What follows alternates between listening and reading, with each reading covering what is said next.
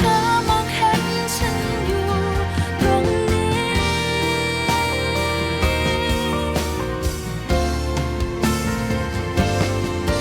ไม่ต้องรักยังคอยซ่อนเร้น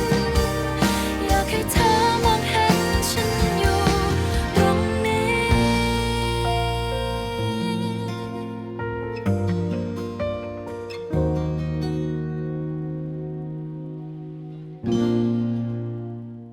แม่คะ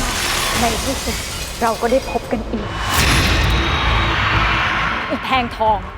สัญญารักหรือมายาลวงต่างหากที่ท่านผูกมัดพ่อเจ้าไว้ข้าจะตามหาลูกทั้ง5ของข้ากลับคืนมาข้าไม่ยอมให้เจ้าสมหวังหรอกอีแพงทองเราเคยรู้จักกันมาก่อนหรือเปล่าครับ ทั้งความรักความแค้นคำสัญญาล้วนทำให้คน2 คนกลับมาเจอกันได้อีกไม่มีที่สิ้นสุด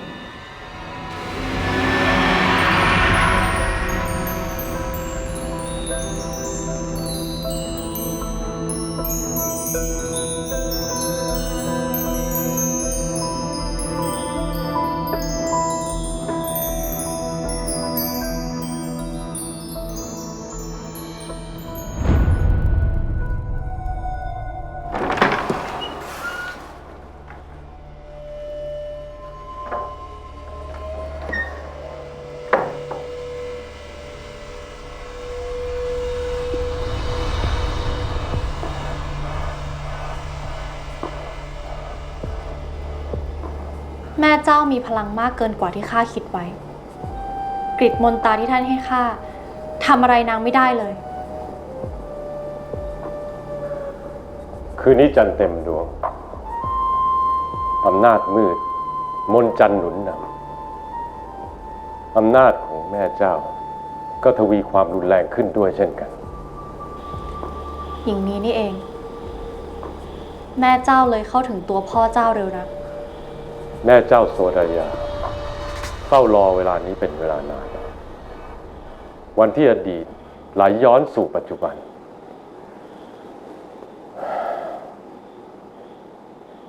เราไม่สามารถใช้มนต์ปิดผนึกได้อีกต่อไปแล้วข้ารู้และถึงทำได้ข้าก็ไม่อยากทำเรื่องราวระหว่างข้าและแม่เจ้าต้องสิ้นสุดลงสักทีไม่เป็นข้าตายก็ต้องเป็นแม่เจ้าที่สิ้น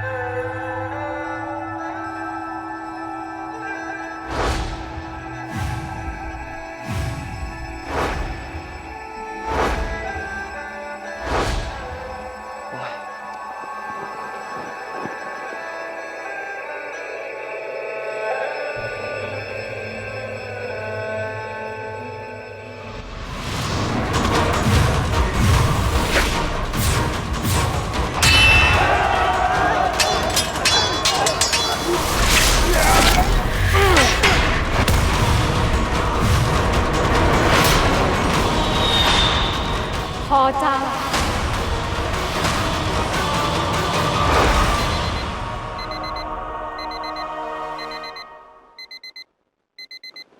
ถ้าอาจจะเป็นเอามากนะเนี่ย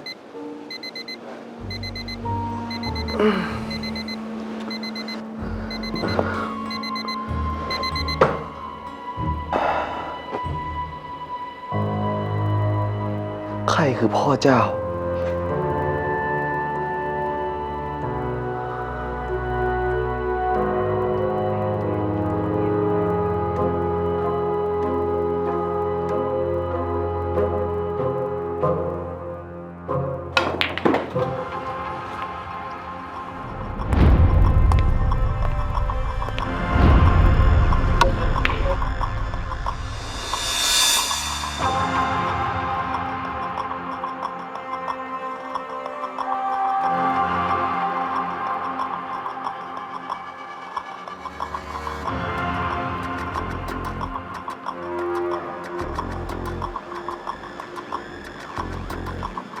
น้องสาว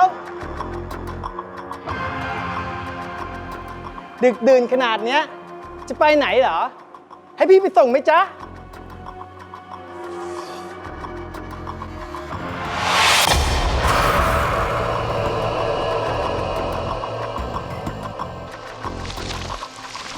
เฮ้ย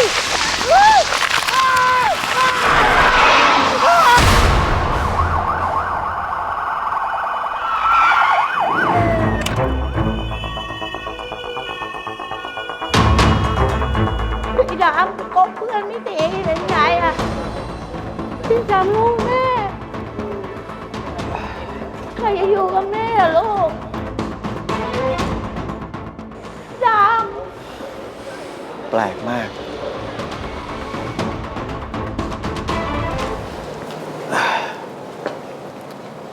ก็เหมือนกับเคสที่ผ่านมานะครับ นอกจากเลือดจะหมดตัวแล้วเนี่ยผิวหนังที่ซูบจนแห้งติดกระดูกเนี่ยก็มีร่องรอยเต็มไปหมด รอย รอยอะไรสักอย่างเนี่ยที่ครูดยาวลากผ่านทั่วร่างกาย แต่ที่น่ากลัวกว่านั้นนะครับอวัยวะภายในของคนตายเนี่ยหายไปหมดเลยครับ จริงๆ ผมก็ไม่อยากจะคิดแบบนี้เลย หรือว่ามันจะเป็นฝีมือของผีปอบ ไอ้ปก นี่แกบ้าไปแล้วเหรอวะ อ้าวพี่ ก็จากที่หมอบอกมันจะเป็นอะไรไปได้อีกแล้ว และนี่ก็เป็นศพที่2ที่มีสภาพแบบนี้ หรือว่าช่วงนี้มันเทศกาลฮาโลวีนผีปอบ มันถึงได้ออกมาอาละวาดขนาดนี้ ปก ฉันว่า แกนี่หลอนจนเพ้อเจ้อไปหมดแล้วนะ หมอครับ มีแมงมุมในศพไหมครับ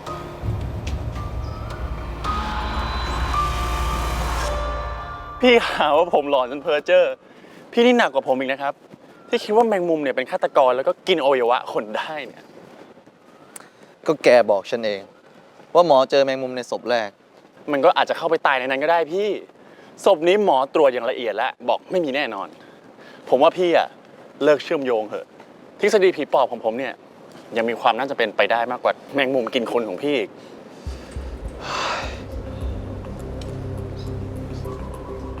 หรือว่ามันจะเป็นพวกแก๊งฆ่าอวัยวะมนุษย์ อาจจะชื่อแก๊ง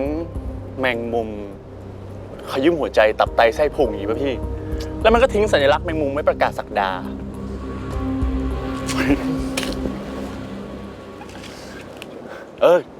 แล้วนี่พี่เตรียมของขวัญหรือยัง ของขวัญอะไรวะ วันเกิดเจ้านายคนไหน ไม่ใช่เจ้านายที่ไหนหรอกครับ เจ้าชีวิตผมไงอนุชไงครับ น้องสาวสุดรักสุดหวงของพี่ไง เออว่าใกล้วันเกิดนุชแล้วนี่ว่า แล้วนุชไปเป็นเจ้าชีวิตแกงแต่เมื่อไหร่ แล้วเร็วนี้แหละครับ รอผมเก็บตังค์ไปสู่ขอก่อนนะพี่ ฉันไม่มีวันให้นุชคบกับคนกระล่อนอย่างแกหรอก พี่ ผมไม่ได้กระล่อนนะครับ เขาเรียกเฟรนลี่มีมนุษยสัมพันธ์ดี พี่ไม่ต้องพูดเรื่องผมเลย พูดเรื่องของขวัญนุชต่อดีกว่า ตกลงยังไม่ได้เตรียมใช่ไหม แล้วแกเตรียมแล้วเหรอ แน่นอนสิครับ อ๋อ เรื่องผู้หญิงนี่แกเร็วมากเลยนะ รู้ตัวไหม เรื่องนุชต่างหากเรื่องนุชผมไม่มีทางลืมแน่นอน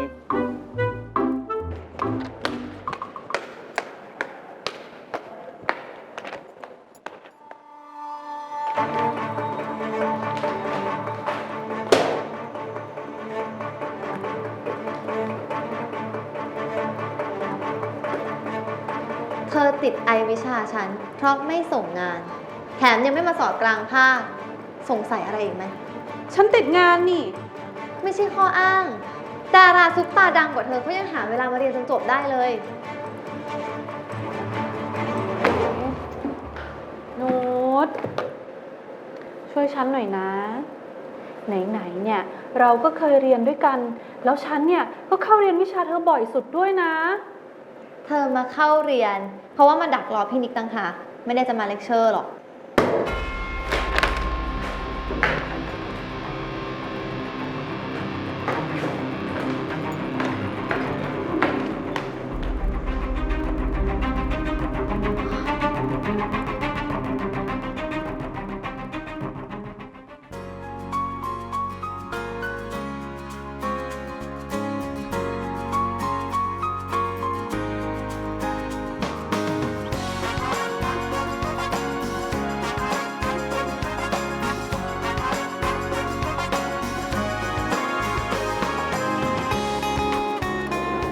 พี่จิวเวลรี่ดีไซเนอร์คนนั้นน่ะ พี่เขาสวยมาก เครื่องประดับที่พี่เขาใส่นะ แต่ละชิ้นดีงามชิคสุดๆอ่ะ สนใจชิ้นนี้เหรอคะ ครับ ผมว่าน้องสาวผมน่าจะชอบชิ้นนี้นะครับ ค่ะ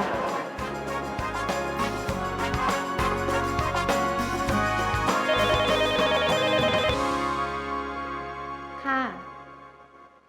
อาจารย์อนุชเจ้าหน้าที่อุปกรณ์เขาบอกมาว่าของที่อาจารย์ยืมไปตอนออกทริปดูดาวหางยังคืนไม่ครบเลย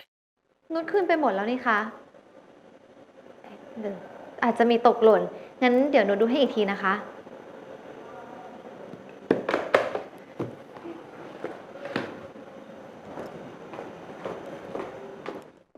วันนี้พี่ติดธุระไปรับไม่ได้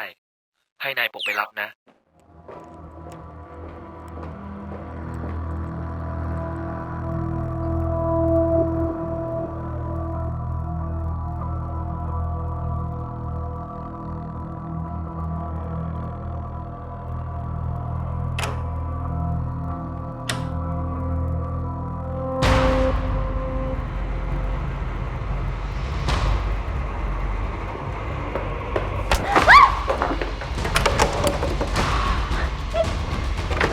เปิดประตูนะเปิดประตูนะ นั่งเล่นไปในนั้นสักชั่วโมง2 ชั่วโมงแล้วกันนะคะอาจารย์ เปิดประตูนะเปิดประตูหน่อยค่ะ ช่วยด้วยเปิดสิเปิดใครอยู่ข้างนอกอ่ะช่วยด้วยค่ะพี่ใครอยู่ข้างนอกไหมคะช่วยด้วย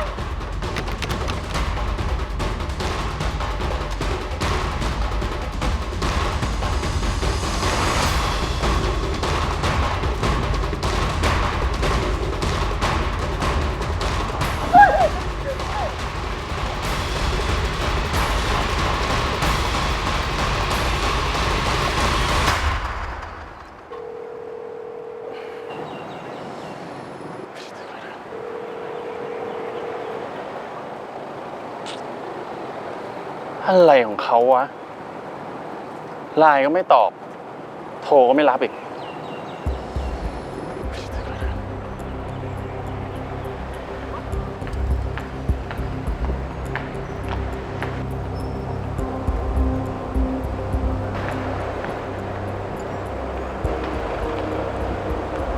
วันนี้มาเรียนด้วยนี่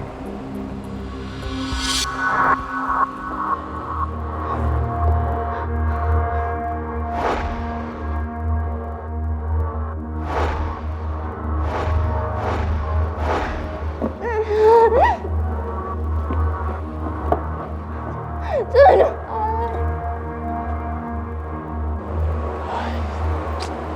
จะให้รออีกนานแค่ไหนเนี่ย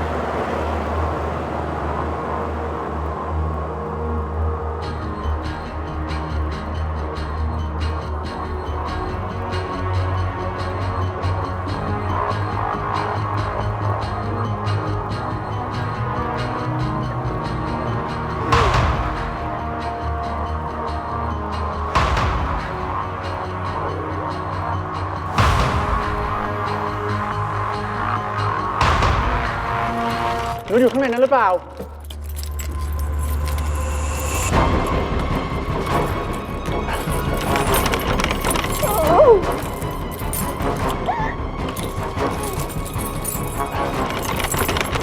เร็วๆหน่อยสิครับ เร็วๆสิครับ นุช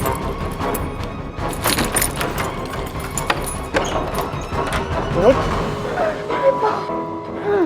นุช นุช นุช นุช ทำใจดีๆไว้นุช นุช นี่มันเกิดอะไรขึ้นน่ะ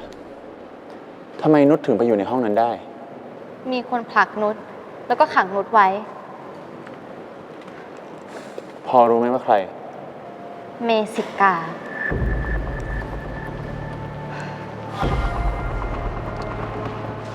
งั้นก็ตรงกับที่ผมถามมาเลย เจ้าหน้าที่บอกมีนักศึกษาสวยๆคนหนึ่งไปขอยืมกุญแจห้องเก็บของ บอกว่าของตัวเองติดไปกับของที่นุชเพิ่งเอาไปคืน นอกจากพี่นิกก็มีเมย์เนี่ยแหละที่รู้ว่านุชกลัวที่แคบ นี่เล่นแรงเกินไปแล้ว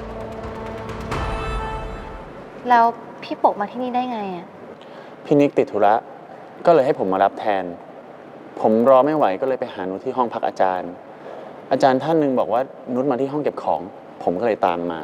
แต่พอมาถึงเนี่ยก็เห็นห้องล็อกแล้วก็ได้ยินเสียงนุชแว่วๆนี่แหละ นี่ถ้าพี่นิกรู้นะ ว่านุชโดนอะไรเนี่ย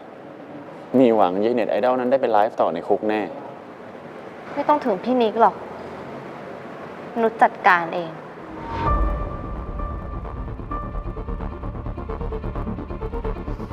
ไอ้ที่อยากได้ก็ดันมีแต่ตัวโชว์ พอจะขอซื้อก็ไม่ยอมขายให้ ให้ฉันไปติดต่อดีไซเนอร์เอาเอง โอ้โห อะไรมันจะยุ่งยากขนาดนั้นวะ นี่ถ้าไม่ติดว่าชอบกับไหลข้อมือนั้นมากนะ ฉันเดินออกจากร้านมาตั้งนานแล้ว ไอ้ปก แกฟังฉันอยู่ไหมเนี่ย ฟังอยู่ครับบ่นซะยาวขนาดนี้ไม่ฟังก็ต้องฟังเหรอพี่ แล้วแกไปรับนุชหรือยัง เรียบร้อยแล้วครับ ตอนนี้พามาปลอบใจอยู่ที่ร้านกาแฟแถวมหาวิทยาลัยนะครับ ปลอบใจอะไรวะ เรื่องน้อยใจเด็กในคลาสนะครับ โดดกันยกห้องจนอาจารย์คนสวยเนี่ยไปรอเกอร์ ผมก็เลยพามาปลอบใจนี่ไง แล้วไป ฉันนึกว่าฉันฝากปลาย่างไว้กับแมวซะแล้ว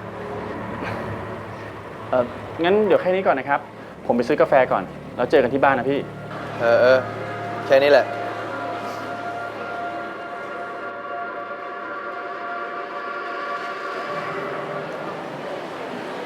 วิวัน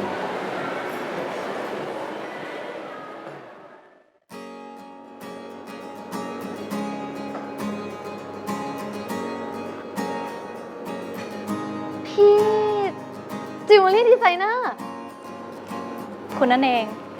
น้องคนที่ทำสร้อยขาด เรียกนุชก็ได้ค่ะ แล้วพี่ชื่ออะไรคะ วิวันค่ะ เรียกวิเฉยๆก็ได้ ได้ค่ะพี่วิบังเอิญจังเลยค่ะ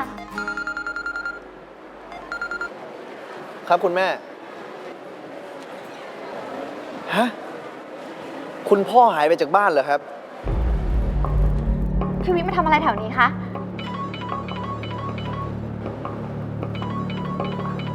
ขอรับสายแป๊บนึงนะคะ ค่ะพี่นิก อะไรนะ คุณพ่อหายไป รบกวนด้วยนะครับ ขอบคุณมากครับ ขอบคุณครับ พี่นิก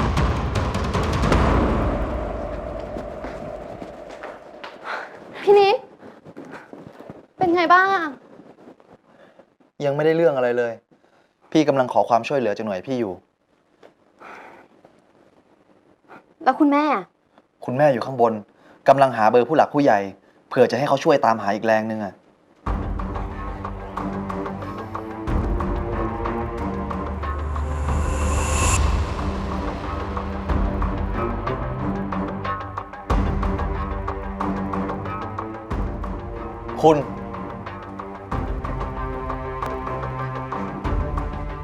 คุณมาที่บ้านผมได้ยังไง อะไรอ่ะพี่นิก พี่วิเขามากับนุช นุชรู้จักเขาด้วยเหรอ ก็ที่นุชเล่าให้ฟังไง จิวเวลรี่ดีไซเนอร์ที่นุชเจอในห้องน้ำวันงานแสดงเพชรนิดนุชบังเอิญเจอพี่วิเขาที่ร้านกาแฟ แต่เขาเป็นผู้หญิงคนเดียวกันกับที่พี่เจอในป่า ฉันไปรอดูดาวหางนะคะ เห็นไหมนุชบอกแล้วว่าพี่วิก็ไปรอดูดาวหางเหมือนพวกเรานั่นแหละ ดีจังเลยนะคะพี่วิที่พี่วิสนใจเรื่องดาวเหมือนนุชอะเราจะได้มีเรื่องคุยกันมากขึ้น ไปคนเดียวเหรอ ผู้หญิงตัวคนเดียวเนี่ยนะ ทำไมจะไม่ได้ล่ะคะ ในเมื่อที่ตรงนั้นเนี่ยเป็นที่ของฉัน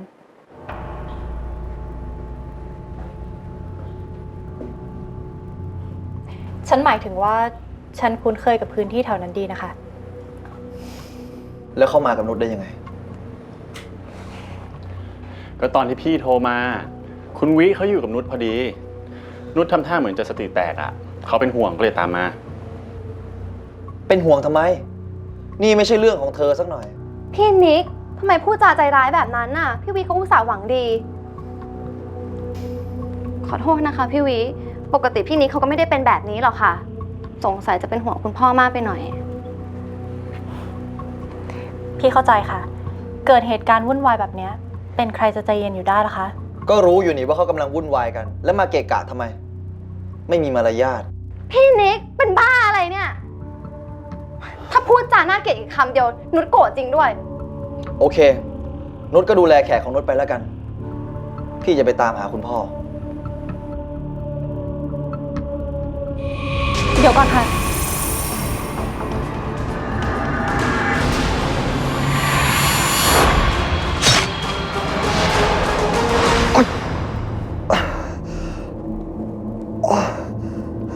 พี่นิก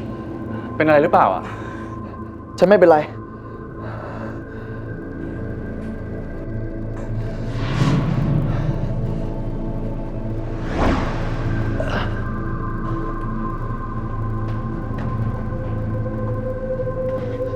เดี๋ยวก่อนค่ะคุณอนิก คุณรู้ชื่อผม คุณจำฉันไม่ได้จริงๆเหรอคะ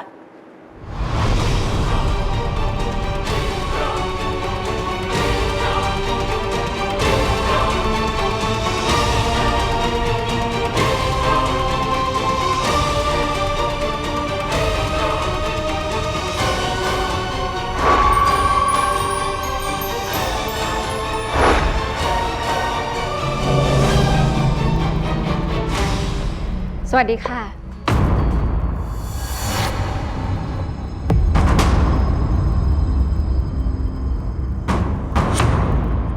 คุณพ่อ คุณพ่อ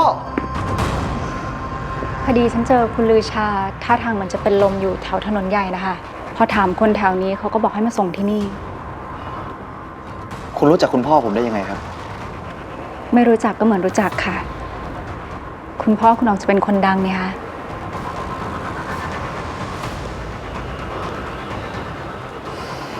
คุณพ่อเป็นอะไรหรือเปล่าครับ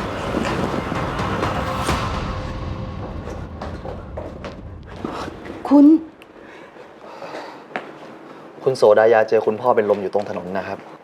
พอรู้ว่าอยู่ที่นี่เลยพามาส่งครับ ต้องขอบคุณมากๆเลยนะคะ นี่แม่ให้เด็กตามหาคุณพ่อแถวนี้หมดแล้ว แต่ทำไมไม่เจอก็ไม่รู้สงสัยจะคลาดกัน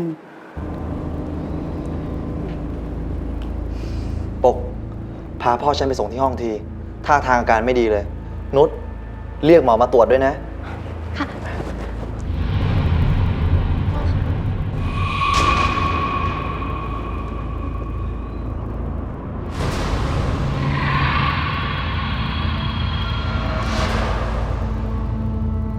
นี่คุณยังอยู่อีกเหรอเนี่ย ฉันจะกลับโดยที่ยังไม่ได้ล่ำลาได้ยังไงล่ะคะ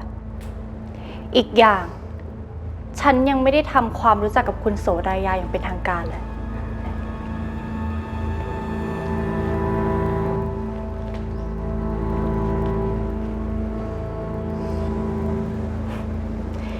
ดิฉันวิวัน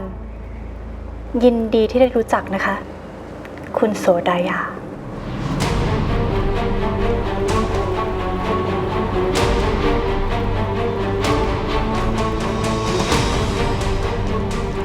สวัสดีค่ะ คุณวิวัน ยินดีที่ได้รู้จักนะคะ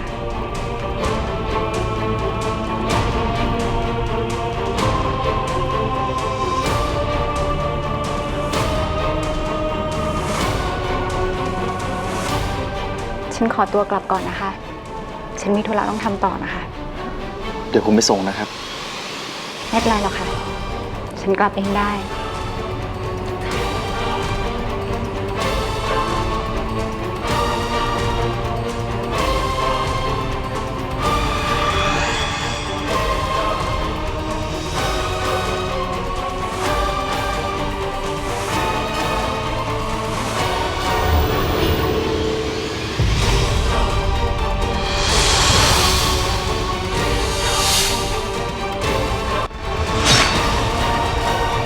ค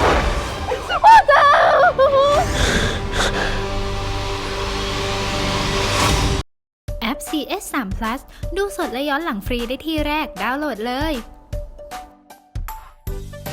ไม่อยากพลาดละครสนุกกด subscribe เอาไว้นะคะ